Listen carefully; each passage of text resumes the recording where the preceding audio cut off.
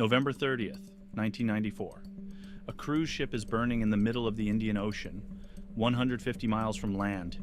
Nearly 1,000 people trapped on board. The fire's out of control.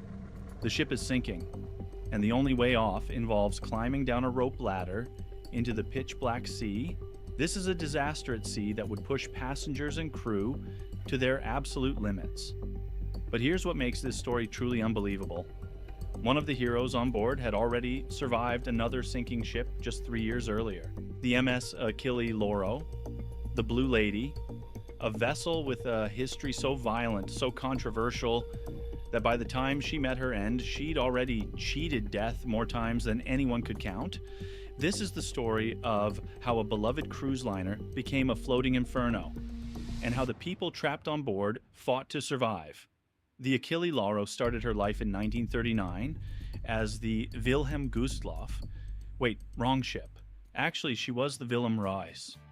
Built in a Dutch shipyard as German bombers screamed overhead during World War II, somehow she survived the war without a scratch. Pure luck. By 1947, she was sailing passengers across the world. Sleek, innovative, one of the first ships to feature those lower-deck aluminum lifeboats you see on every modern cruise ship today. She was a beauty, but by the 1960s, airplanes were killing the ocean liner business. The ship changed hands. New owners gutted her, rebuilt her, transformed her into something modern. They renamed her Achille Lauro after the owner himself and painted her in this striking Italian blue. Except here's where things get weird. During that very first renovation in 1965, she caught fire, an explosion in dry dock. They fixed her. She sailed again. Then in 1975, she collided with a cargo ship. The other vessel sank. The Achille Lauro barely scratched. She just kept going. Another fire broke out during a charter in South Africa. Her owners went bankrupt. The ship was laid up, abandoned, brought back to life by the Italian government. And then came October 7th, 1985. 4 armed militants from the Palestine Liberation Front stormed the Achille Lauro in the Mediterranean. They took 400 passengers hostage. They demanded the release of Palestinian prisoners. They ordered the ship to sail to Syria. When they were denied port access, they killed an American passenger, Leon Klinghoffer, a wheelchair-bound man, and threw his body overboard. After days of tense negotiations, the hijackers surrendered. They were caught, imprisoned. The passengers were evacuated. The interiors were trashed. The Achille Lauro made international headlines. The hijacked luxury liner Achille Lauro. The 4 Palestinian pirates who took over the ship are now reportedly in custody in Egypt. But the trip ended tragically for American Leon Klinghoffer, who was killed by the hijackers. The U.S. wants the hijackers brought to justice. She became infamous, a ship with a dark, violent legacy. But she kept sailing. Through the late 1980s and early 1990s, she was bought by Star Lauro Cruises, soon to become MSC Cruises. Despite everything, people loved this ship. She had character, history. She was the Blue Lady, and when she entered port, the crew would play La Nave Blue, her unofficial theme song. By November 1994, the Achille Lauro was on another long-haul cruise, Genoa to the Seychelles, through the Suez Canal, around the Horn of Africa, heading for tropical islands. 979 people on board, 577 passengers, 402 crew, and among them, a guitarist named Moss Hills. If you know anything about ship disasters, that name might sound familiar. Moss Hills was the entertainer on board the MTS Oceanos in 1991 when that ship sank off the coast of South Africa. The captain and senior officers abandoned ship early. Moss Hills and his wife stayed. They coordinated the rescue. They saved lives. They were the last ones off. Now, 3 years later, Moss Hills was performing on another cruise ship.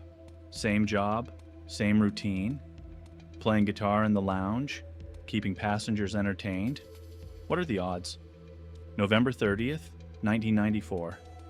Just after midnight, Moss and his wife were performing when a few passengers approached them. There's smoke on the pool deck. Moss went to check it out.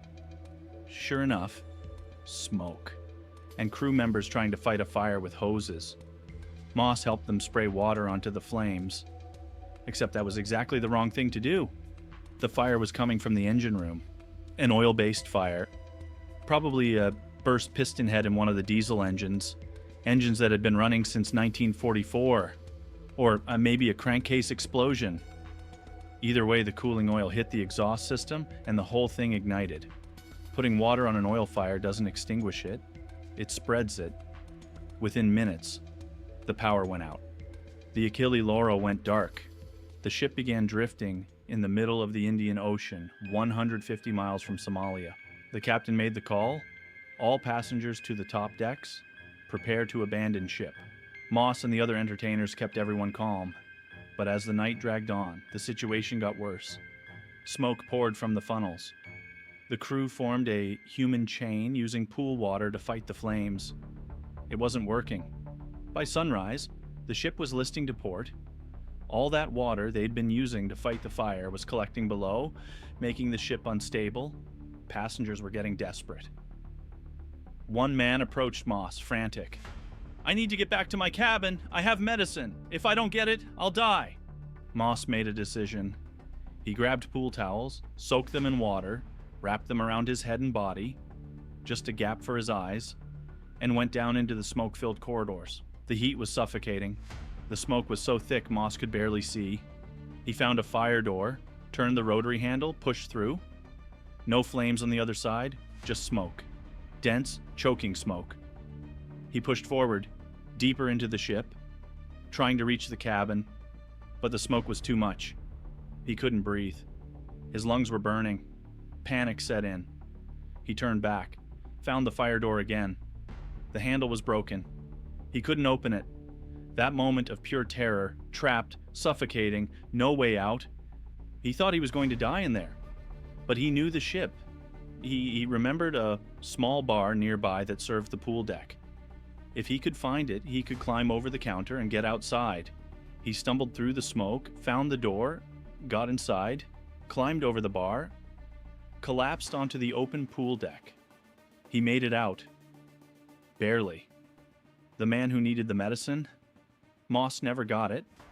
Later, after they'd abandoned ship and were floating in lifeboats for hours, that man died. By mid-morning, the decision was made. Lifeboats were being lowered. Groups of passengers, one by one, were guided down to the boats. The Achille Lauro was now drifting over 100 miles from land. Even after they got off the ship, it would be hours before rescue vessels could reach them. Moss was assigned to one of the last two lifeboats. By now, thick black smoke was pouring from every door, every vent. The fire was out of control. But when they got into the lifeboats, something horrifying happened. The fire blew out the portholes below them. Flames shot out from the side of the ship, directly underneath the lifeboats. Moss and the others were trapped, suspended in lifeboats. Above a raging inferno, they were getting barbecued. Over 150 people were still on board. The pool deck was engulfed in smoke. The disco lounge was on fire. No proper lifeboats left. Moss and the crew made a new plan. They brought everyone to the aft rope decks where there was less smoke. They had inflatable life rafts, those heavy tubes you throw overboard. One by one, they tossed them over the railing. But as they pushed the second raft over, something went horribly wrong. A lifeboat that had been trapped against the side of the ship suddenly broke free. It swung out on a swell and slammed into the passengers below. People screamed, blood everywhere. The raft inflated on top of the injured. One man was crushed. He didn't survive. Moss still remembers those few seconds. The screaming, the blood, the horror. But there was no time to stop. They had to get everyone off. The remaining passengers faced an impossible task. They had to climb over the railing, then descend a rope ladder, 50 feet down the side of the ship. And because of the Achille Lauro's hull design, the last 15 feet were just open air, the ladder swinging freely above the ocean. From there, they had to swim to the inflatable rafts. Elderly passengers, people who'd never climbed a rope in their lives. Doing this while the ship listed at 20 degrees, smoke everywhere, flames shooting from the portholes below. But they did it. one by one, passengers and crew slowly making their way down. The captain and his officers were the last to leave. Around 11 a.m., they too descended the rope ladder. Moss looked up at the Achille Lauro from his tiny raft. The ship loomed above them, massive, burning, smoking, flames climbing the superstructure. "That was our home," Moss said later. "The Blue Lady. It's in my heart." Most of the lifeboats, the ones with motors, were picked up by an oil tanker called the Hawaiian King. An American naval vessel rescued others. But Moss and the people in the rafts? They drifted for hours, tied to the side of the burning ship, watching it slowly pull away. And then, finally, a cement carrier arrived. They were pulled aboard. It was Moss's birthday. He'd just survived another sinking ship. In the distance, the Achille Lauro burned, completely out of control. The section where the last passengers had been trapped, fully engulfed. As night fell, helicopters brought supplies to the survivors scattered across multiple rescue ships.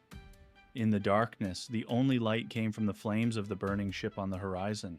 By the next morning, everyone was brought to port. Flights were sent out to capture the state of the ship. The footage was shocking. The fire was still raging.